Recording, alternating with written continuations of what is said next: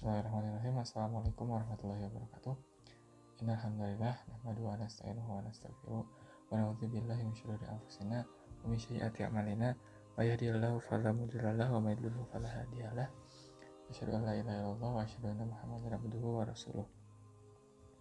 Teman-teman yang dirahmati Allah Subhanahu wa taala, insyaallah di sini aku akan sharing sedikit mengenai salah satu video Ustaz Manataki. Yang ini tuh videonya itu rutin di saat sahur ya. Jadi teman-teman bisa nonton video sharing Sana Nataki di, kalau nggak salah itu jam 2an itu diuploadnya. Jadi kayak udah teman-teman bisa lagi makan sahur nih sambil dengerin videonya. Nah di sini aku pengen sharing salah satu videonya, yaitu di episode ke-6, yaitu enjoy saat ibadah. Banyak daripada kita yang mungkin saat ini sedang ingin untuk bergiat dalam beribadah, tapi kadang suka gak kerasa gitu ibadahnya tuh. Kadang suka banyak banget distraksinya atau kayak ngerasa gak nikmat ketika beribadah.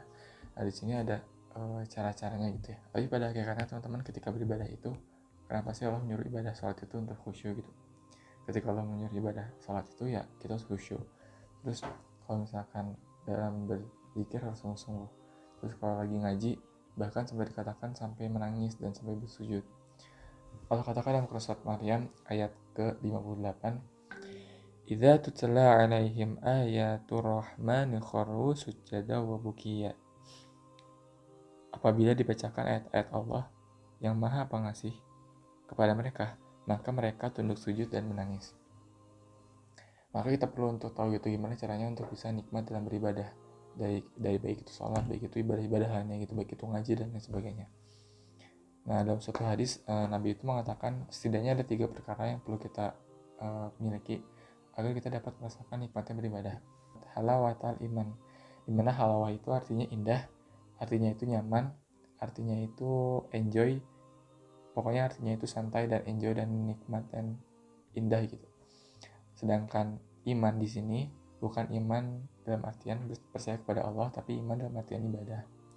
Ada iman yang berarti kepercayaan, ada yang iman berarti ibadah. Jadi iman di dalam konteks di sini adalah ibadah. Yang pertama, ayakunallah wa rasulih. Ketika Allah dan Rasul lebih dicintai dari yang lain. Dari poin yang pertama ini kita perlu pahami terlebih dahulu bahwa cinta itu selayaknya tumbuhan, dimana tumbuhan itu butuh yang namanya tanah dan juga air agar tumbuh. Maka kita bisa mengambil perumpamaan di sini bahwa hati manusia itu ibaratnya tanah, dimana ketika kita ingin menumbuhkan tumbuhan, maka kita harus memiliki tanah yang dapat menyerap air. Kita harus memiliki tanah yang subur, tanah yang nggak ada hama-hama di situ, tanah yang nggak ada banyak bakteri yang membuat tanaman itu rusak, tanah yang tidak mudah untuk dihinggapi yang namanya hama gitu kayak tadi. Maka tanah ini tidak boleh tanah yang keras, tidak boleh tanah yang terlalu kering, nggak boleh tanah yang kayak batu gitu, nggak boleh tanah yang kayak pasir pantai gitu, kayak pasir pokoknya kering banget itu. Maka gitu juga hati gitu, hati kita itu harus benar-benar disesuaikan, harus benar-benar lembut, harus benar-benar baik gitu, agar ketika hidayah Allah itu datang, agar ketika Allah ingin berikan ibadah, agar ketika kita beribadah itu ya menyerap gitu, segala sesuatunya itu menyerap sampai ke hati. Dan air hujan, air di sini atau yang disirami oleh ketumbuhan itu tuh ibaratnya ibadah kita. Misalkan kita beribadah dengan konteks yang banyak pun, misalkan si tumbuhan itu disirami sama air hujan gitu kan, berarti kan banyak ibadahnya. Tapi kalau tanahnya keras mah ya tetap aja gitu nggak bakal masuk ke dalam dan nggak bakal menghujam ke dada. Tapi kalau misalkan kita udah memperbaiki hati, maka ya amalan sekecil apapun ketika kita ikhlas gitu ya, maka itu bisa benar bernikmat, sangat-sangat nikmat gitu, bisa banget kita rasain kenikmatannya kayak gitu. Jadi poin yang pertama di sini adalah bagaimana cara kita menumbuhkan cinta nih ketika kita beribadah. Bagaimana cara kita menumbuhkan cinta ke Allah dan ke Rasulnya? Yaitu yang pertama dengan kita mengimani segala ajarannya, meyakini akan segala hal dan merasakan hal itu di hati gitu. Dan memang cinta itu nggak langsung jual gitu, tapi bertahap dan tumbuh sendiri gitu. Tumbuh dalam artian nggak bakalan langsung udah misalkan kita cinta tapi langsung cinta gitu, enggak gitu, tapi butuh usaha dulu kayak tadi, beribadah, dan nantinya ketika 2 poin tadi ya, antara hati dan amal itu udah benar, insya Allah rasa cinta itu akan tumbuh gitu. Lalu yang kedua adalah mencari teman karena Allah. Mencari teman dalam artian di sini adalah konteks dimana kita membersamai orang-orang yang beriman. Sebab manusia itu kalau diibaratkan sebagai domba gitu ya, domba itu ketika ia berjalan sendirian, maka ketika ada serigala itu mudah untuk dimakan gitu, mudah untuk diterkam. Tapi kalau misalkan domba itu mengikuti gerombolannya, lagi jalan gerombolan gitu ya, serigala pun takut gitu. Maksudnya serigala pun gak akan mudah gitu aja untuk menerkam si domba itu gitu.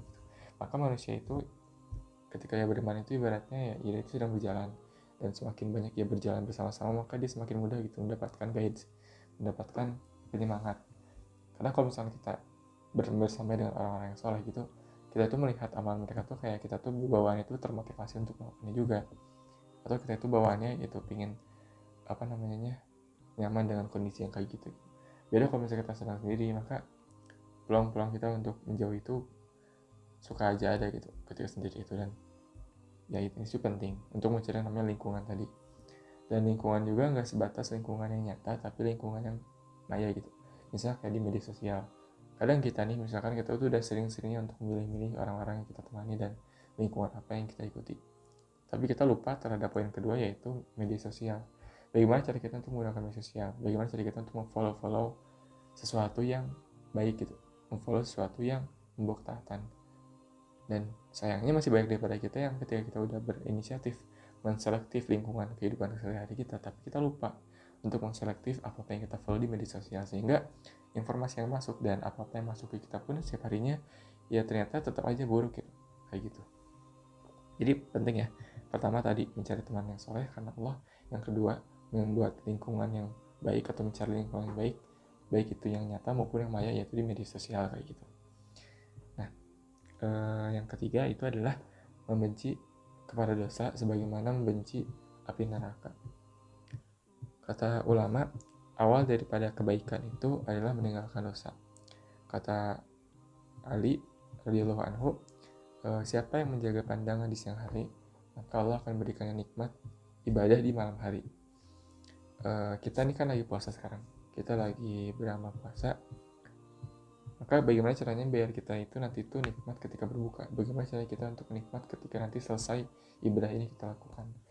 Ya caranya adalah kita menjaga diri kita dari perbuatan-perbuatan yang bukan hanya membatalkan, karena jelas yang membatalkan itu udah mesti harus dijauhin, tapi yang merusak dan yang membuat kualitas puasa kita tuh makin berkurang aja gitu.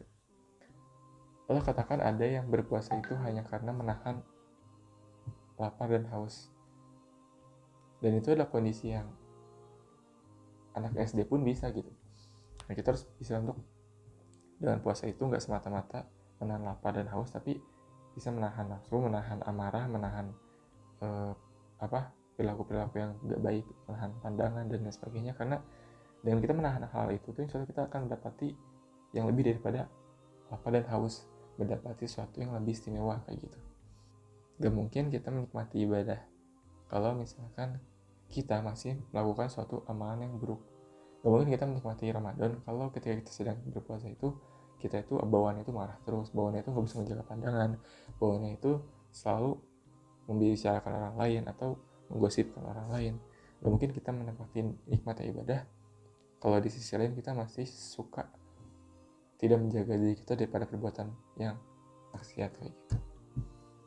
Nah itu mungkin poin yang bisa aku sampaikan pada salah satu video tentang cara untuk enjoy dalam ibadah yang Ustaz kita sampaikan di seri Ramadannya. Teman-teman bisa cek sekali lagi kalau teman-teman mau sahur gitu ya, bisa teman-teman lihat di channel YouTube-nya Sif Media. Nanti ada itu banyak, kalau nggak salah setiap hari itu uploadnya di Ramadan itu jam 2an. Teman-teman bisa ngeliat di situ. Barakallahu fikum. Subhanakallahumma wa bihamdika asyhadu an la ilaha illa anta astaghfiruka wa atubu ilaik. Wassalamualaikum warahmatullahi wabarakatuh.